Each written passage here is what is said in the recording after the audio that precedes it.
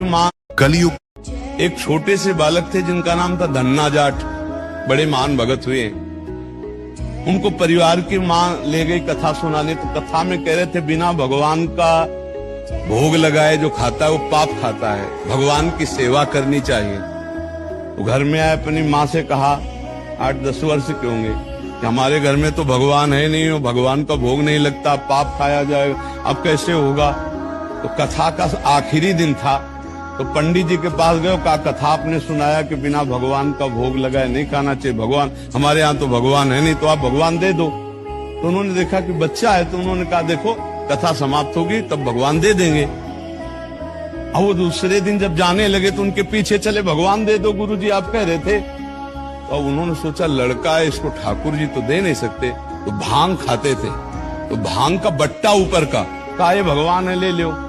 पूरी कथा बड़ी, तो उनका कैसे सेवा करेंगे, तो बोले नहा के नहा देना और पवा के पा लेना, बस इतनी सेवा। ओ इतने खुशी हो, देखो विश्वास है क्या, भांग का बट्टा, इतने खुशी हो गए कि मुझे ठाकुर जी मिल गए, मुझे भगवान मिल गए।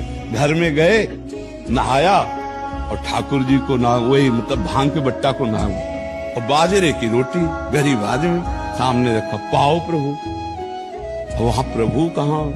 एक दिन हो गया तो उन्होंने सोचा हमारे पास कुछ है नहीं, लगता पंडित जी के पास खीर पुआ सब सामग्री थी तो ठाकुर जी पाते, वो बिल्कुल ठाकुर जी मान रहे हैं। दूसरा दिन हुआ फिर वही बाजरा, तीसरा दिन हुआ फिर वही बाजरे की रोटी।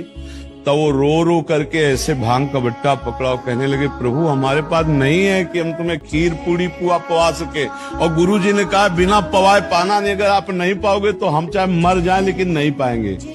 उसी समय श्री कृष्ण प्रकट हो गए, क्योंकि भगवान तो सर्वत्र है ना।